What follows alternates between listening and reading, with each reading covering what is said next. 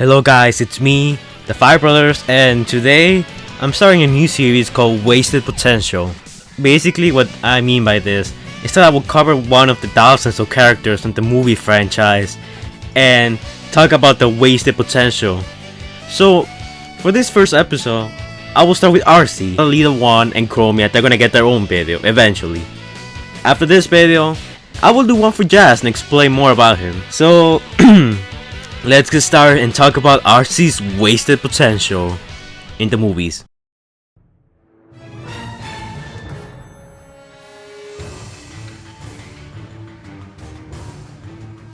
Alright, so I think we can all look back at Revenge of the Fallen and say how excited we were that Arcee and her sisters were gonna be in the movie. And it all summed up to, well, nothing. Now, Arcee and her sisters are triplets. They basically share one mind, or at least that's what we're led to believe. Now, we initially see Arcee and the new Autobots hunt down Sideways. Hashtag Sideways did nothing wrong. Hashtag Sideways did nothing wrong. Only for Sideswipe to show up and steal the kill. Thick move. But he's so cool, I can't be mad at him. After that, we see them popped up here and there, not really doing much. And they're mostly absent for the rest of the film. But then we see them on the desert, and immediately Elita 1 gets shot down by some Decepticon. Arcee gets heavily damaged, and Chromia just stands there. Now, a lot of people assume they're just dead, and while some people in the production had said that Arcee and the sisters are dead, Hasbro has said that no, they're still around. You can still buy their toy. So in an effort to sell more toys, which that's what the entire franchise is about. Now, Arcee's fate is left ambiguous since we don't see her in Transformers 3. But a recent revelation has revealed in Age of Extinction that Arcee is indeed dead. If you haven't seen my All Autobots that won't be appearing in Transformers The Last Night video, we found out on this part right here that Arcee did die. We have her face, the card saying that she's dead, and this is a legit confirmation that Arcee has been killed, supposedly by Cemetery Wind. Okay, so by this point we can all agree that Arcee's appearance in the movie was pretty disappointing. But who's to blame for this? Well, we had a lot of Autobots in the film. Too many, in fact, that we didn't have enough screen time for all of them. We only saw Joel for like less than 10 seconds. Okay, so in the comics we learn more about Arcee's backstory, how she used to, hang out with Optimus and the Autobots. And I'm gonna skip some of the most unimportant stuff, but one of the best Arcee stories in the comics that are related to the movies, they're not exactly canon, but the comics on their own are worthy of having their own movie. Right after the events of the first movie, which culminated on Megatron dying and the destruction of the Allspark, Arcee was in command of an Autobot assault team on Mars. So yeah, for those people who were like, wait, there are Transformers on Mars? Maybe we could have a movie there. Read the comics. The comics are your movie. She was on Mars with other Autobots led by Cliff Jumper and others to attack Starscream's spaceship. So in there they basically took out a couple of Decepticons. She took out a sniper, saving Smokescreen's life. But then the tide of the battle changed when Thundercracker arrived, and he quickly killed Camshaft and wounded Cliff Jumper. Then Arcee leaped into action, and soon she and Cliff Jumper had Thundercracker at their mercy. But then Starscream arrived and changed all of that. He killed Smokescreen and Averade. Then she attempted to pull the last surviving members of her team to safety. Arcee was kicked aside by Starscream, but she recovered immediately.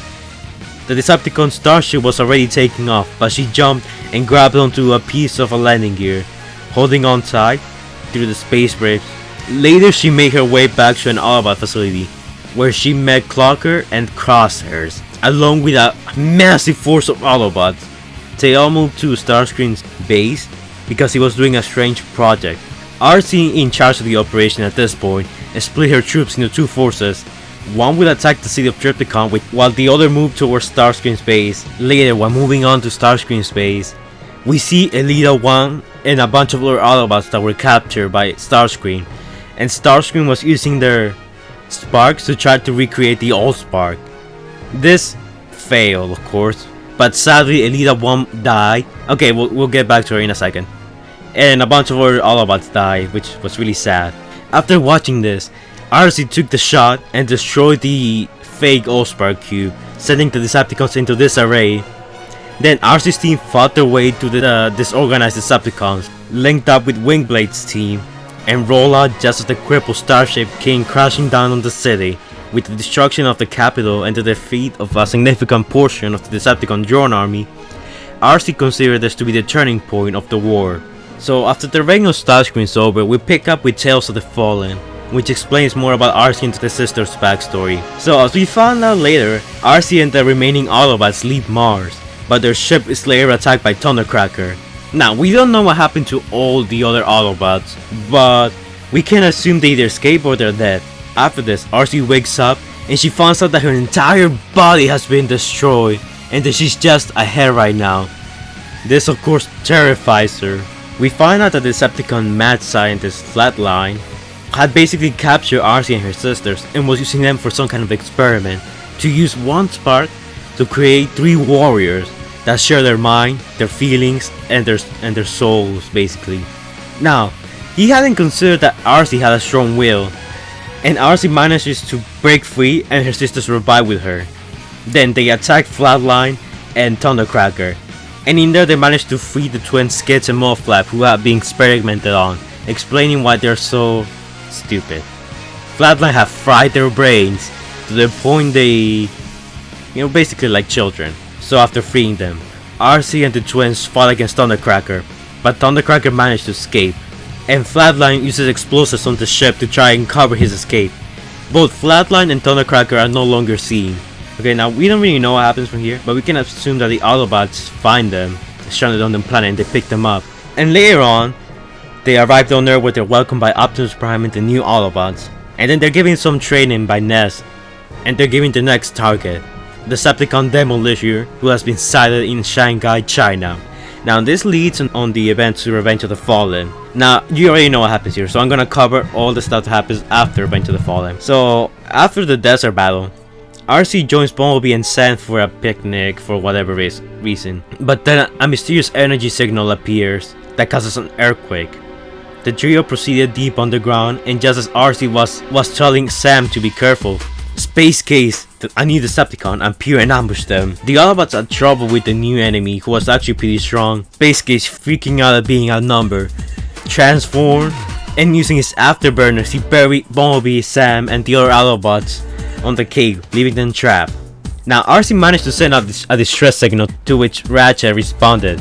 The medic fought against Space Case and managed to free Arcee from the pile of rubble, allowing her to go after Space Case. But the chase moved all the way to populate the city. Even though he was badly damaged from his previous battle, he still had a significant speed advantage over Arcee.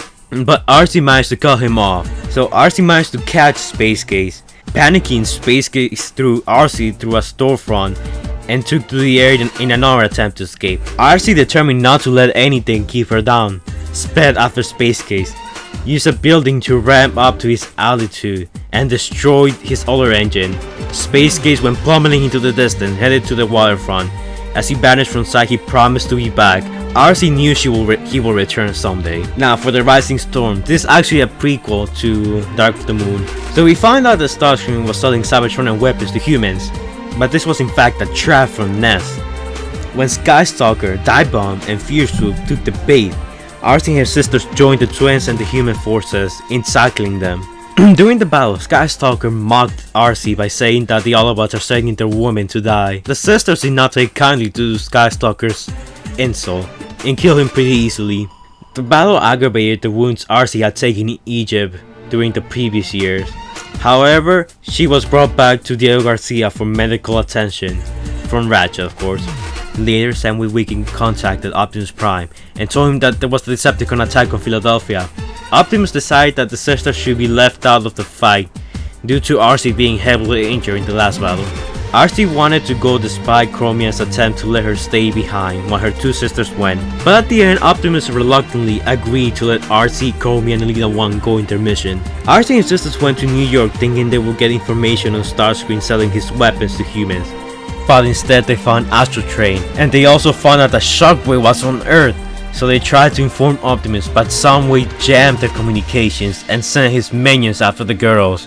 Arcee and Chromia told Elita 1 to find Optimus. So Ravage, he's alive in the comics, he was revived. It's a long story. Ravage began attacking Arcee. Arcee began to feel pain on her wounds, and Chromia began to feel them too, and also Elita 1. Since they all share one mind, they also share their feelings and their sparks. During the battle, Chromia got desperate, and she knew they were not gonna make it out. So she decided to use the bombs that they had to not only take out the beast but give Arcee a chance to escape. She was basically attempting to take down Soundwave's paths and herself along with them. Arcee told her not to do it, but Chromia activated the bomb they brought with them. Well, it's not really stated. It is said that they killed some of Soundwave's minions, possibly rabbits along with them. But somehow Arcee managed to save Chromia just in time. They both suffered some injuries, but not enough to die. Alright, so after this we can assume that due to their injuries they weren't present in Transformers Dark of the Moon. We still don't know what happens to Chromia, but we do know that Arcee gets hunted down and killed by Cemetery Wind. Supposedly killed by Cemetery Wind. If not, she was killed in Chicago, off screen. Like Ironhide, it said that he was last seen in Chicago and killed her. But at this point we all know that Arcee's dead. It's pretty much confirmed at this point.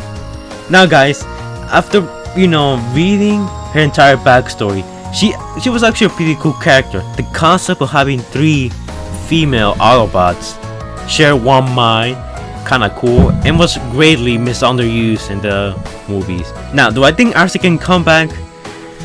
No. Honestly, I don't see Arcee coming back. As much as I like Arcee and the sisters, I can see Chromia coming back because we don't know what happens to her. In fact, this is a perfect example of having too many robots in one film. In Transformers 1, there wasn't too much of a problem because all the Autobots at least got some decent screen time. In Transformers 2, there was just so many we couldn't have enough screen time for them. In Transformers 3, they kinda did a bit better. We got to see more Autobots on screen.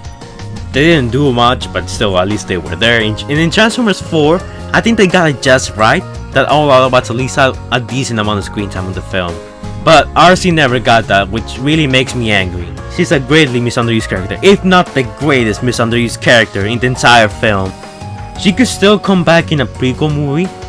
Like we just see stories like The Reign of Starscream, Rising Storm, and Tales of the Fallen could make excellent spin-off movies. We're already getting a Bumblebee spin-off movie, so it could make sense that we could get an Arcee spin-off movie if the demand's high enough, or if Hasbro decides to go that way. But anyways guys, tell me, do you guys like the stories that were told in the comics? Would you like to see an Arcee spin-off movie? And for next episode I'm gonna cover Jazz, Wasted Potential. After I'm done with the episode about Jazz, I might do a Decepticon or an Autobot. You can leave your comments down below and I might cover them on a future video. Alright guys, shout out time. So first shout out goes to Saga Gaming 2119, TF Gaming, #DerpFiles, Smiley Face, yeah, #Derp, Deadshot44, and Nathaniel Brady. I hope I said that right. Isaiah Gillespie and Jeff GI and Dari Nieto, who commented on my previous video. We're actually some of the first people who commented on my previous video. So if you want a shout out, just comment on this video. And this time I will just pick any random comments, not necessarily the first 10 or the first few. Anyways guys, that's it for this video. Like, comment, and subscribe, and I'll see you guys later. Bye.